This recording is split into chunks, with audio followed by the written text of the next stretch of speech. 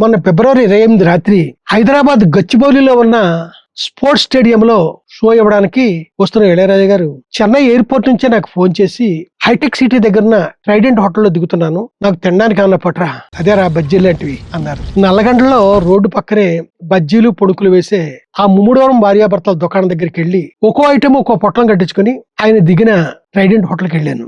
ఆ హోటల్ 21వ ఫ్లోర్ లో ఉన్న సూట్ లో దిగిన ఇళయరాజా గారు ఆ స్టేడియంలో రిహార్సల్స్ దగ్గరికి వెళ్తున్నాను వస్తావా అంటే ఆయనతో పాటు నేను బయలుదేరాను. భయంకరమైన ట్రాఫిక్ దాటుకుంటా ఆ స్టేడియం దగ్గరికి వెళ్ళేటప్పటికి ఇళయరాజా గారి కోసం ప్రెస్ వాళ్ళు అంతా ఎదురు చూస్తున్నారు.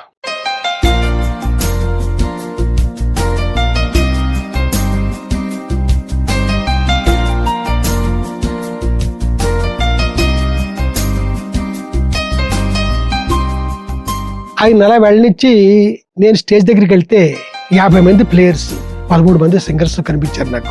వాళ్ళలో చాలా మందిని ఎరుగుదును. Flutist Napoleon, keyboard player Bharani, ఇలా కొంతమందిని పలకరించి బయటకు వచ్చేటప్పటికి ఫిమేల్ సింగర్ విభావరి నాకు ఎదురుపడ్డారు.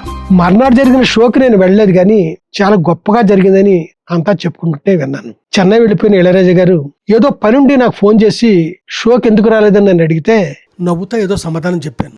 నేను వెళ్ళకపోవడానికి ముందు ఇన్సిడెంట్ జరిగింది. అది ఏంటంటే